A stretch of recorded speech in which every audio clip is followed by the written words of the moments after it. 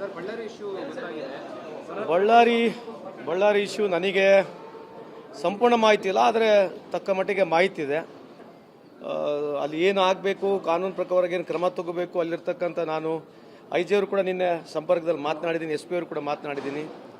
ಅದ್ರ ಜೊತೆಗೆ already home minister ಸಾಹೇಬರು ನೇರವಾಗಿ ಮಾತನಾಡಿದ್ರೆ ನಾನು ಭಾವಿಸ್ತಾ ಇದ್ದೀನಿ. ಸೊ ಏನು ಕ್ರಮ ತಗೋಬೇಕು, ಏನು ಕಾನೂನಾತ್ಮಕ ಕ್ರಮ ತಗೋಬೇಕು ಸರ್ಕಾರ ತಗೊಳುತ್ತೆ.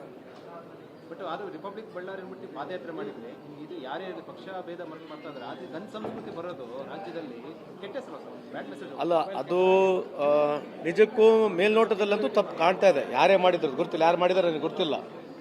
ಆದರೆ ಇದನ್ನು ಸಮರ್ಪಕವಾಗಿ ಒಂದು ತನಿಖೆ ಆದಮೇಲೆ ನಾನು ಮಾತನಾಡ್ಬೋದು. ಅದಕ್ಕಿಂತ ಮುಂಚೆ ಮಾತನಾಡೋದು ಸರಿಯಲ್ಲ. ಅದು ಯಾರು ಗನ್ ಫೈರ್ ಮಾಡಿದರೆ ನನಗೇನು ಮಾಹಿತಿ ಇಲ್ಲ. ಆದರೆ ಯಾರೇ ಮಾಡಿದ್ರು ಅದು ಸರಿಯಲ್ಲ ಅಂತ ನನ್ನ ವೈಯಕ್ತಿಕ ಅಭಿಪ್ರಾಯ. ಇಂಥ ಒಂದು ವ್ಯವಸ್ಥೆಗೆ ಕರ್ನಾಟಕ ಆಗಿರಲಿ, ಬಳ್ಳಾರಿ ಜಿಲ್ಲೆಗೆ ಇದು ಸರಿಯಲ್ಲ ಅಂತ ನನ್ನ ವೈಯಕ್ತಿಕ ಅಭಿಪ್ರಾಯ. ನೈದರ್ ಐ ಆಮ್ ಫೇವರಿಂಗ್ ನಾರ್ ಅಗೇನೆಸ್ಟ್, ಬಟ್ ಈ ಪ್ರೊಸೆಸ್ನ, ಈ ಪದ್ಧತಿಯನ್ನು ನಾನು ಖಂಡಿಸ್ತೀನಿ. ಇದು ನನಗೆ ವೈಯಕ್ತಿಕವಾಗಿ ನಾನು ಇದನ್ನ ಖಂಡನೆ ಮಾಡ್ತೀನಿ, ಯಾರೇ ಮಾಡಿದ್ರು ಈ ಸಂದರ್ಭಕ್ಕೆ ಹೇಳಲಿಕ್ಕೆ ಬಯಸ್ತೀನಿ.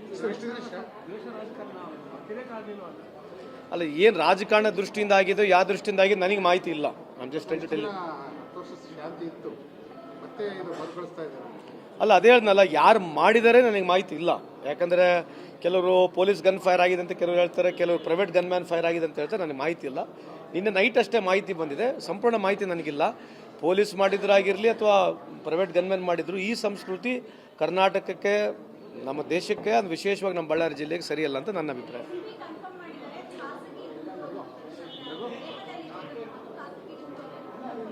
ಅಲ್ಲ, ಅದಿದ್ರೆ ಅದೇ ಗೊತ್ತಿಲ್ಲ, ನನಗೆ ಮಾಹಿತಿ ಇಲ್ಲಮ್ಮ. ಸೊ ಅದಕ್ಕೆ ಸಮರ್ಪಕವಾಗಿ ಸಚಿವರು, ನಮ್ಮ ಹೋಮ್ ಮಿನಿಸ್ಟರ್ ಸಾಹೇಬರು ಉತ್ತರ ಕೊಡ್ತಾರೆ. ಸರ್, ಇದು ಒಂದು ಹೊಸ ಬಿಲ್ ನಿಮ್ಮ ಇಲಾಖೆ ಸಂಬಂಧಪಟ್ಟ ಇವತ್ತು ಡೊಮೆಸ್ಟಿಕ್ ವರ್ಕರ್ ಬಿಲ್ಲು ಕ್ಯಾಬಿನೆಟ್ಗೆ ಬರ್ತಾ ಇದೆ, ನೋಡೋಣ. ಹೋಪ್ಫುಲಿ ಈಗ ಅದು ಚರ್ಚೆ ನಡೀತದೆ ಕ್ಯಾಬಿನೆಟ್ನಲ್ಲಿ, ನೋಡಬೇಕು. ಅದಕ್ಕಿಂತ ಮುಂಚೆ ಮಾತಾಡೋಕ್ಕೆ ಬರಲ್ಲ, ಸರಿನೂ ಅಲ್ಲ.